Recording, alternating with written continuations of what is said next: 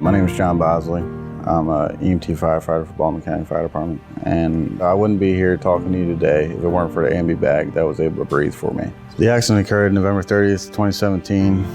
It was nighttime. I was coming back from Chief Abe Light's funeral and was going back to Glendon Volunteer Firehouse to sell Christmas trees. I was on Falls Road between Stringtown and Butler Road, and a deer popped out, and the next thing I know, I was in shock trauma.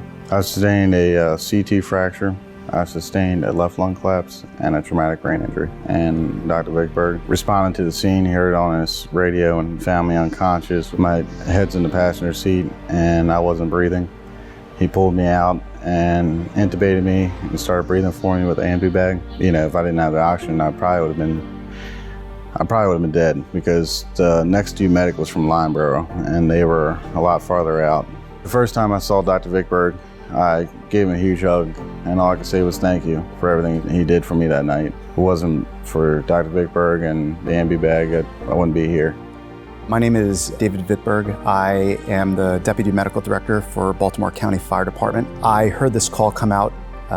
It was on a stretch of road in northern Baltimore County that I was intimately familiar with. It's a 2-lane, double yellow, extremely narrow stretch of road. And as soon as I heard the call location, it immediately heightened my awareness to continue listening. So by getting a jump on the call and before the full complement of equipment was dispatched, I actually arrived very early. And when I arrived, I could tell from zeroing in on the first responder there from Butler that there was somebody that was seriously injured in one of the vehicles. He was unconscious, he was unresponsive. It was very clear to me quickly that he had ineffective respiratory effort and that he was critically ill and needed a lot of help very quickly. I noticed that he had a gear bag, kind of a big duffel bag with the fire department insignia on it that many of us typically use to carry our gear around in.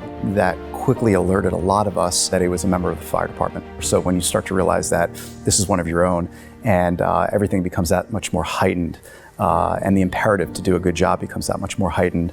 So we hustled. In my go bag in the back of my first response vehicle, as soon as you open it, everything is very logically laid out, and any sort of airway management begins with exquisitely good basic airway management. And so the first thing that I pulled out was an Ambu Bag valve mask and started doing BVM ventilation for John until we could get into a better lit location where I could progress to some more advanced procedures to secure his airway. Responding without an Ambu Bag would be like getting out of my car with my pants down. It can't happen.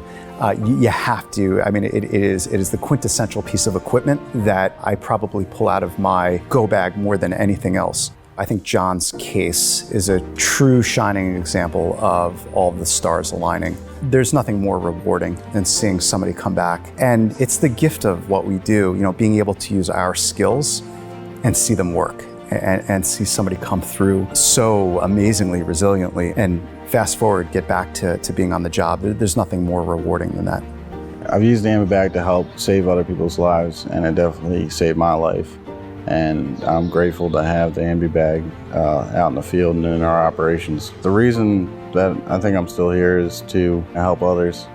People help me. Just to come back to do my job and to finish out my career. There's a lot of things ahead for me. And I mean, the reason I feel like I'm back is because, God's got work for me to do.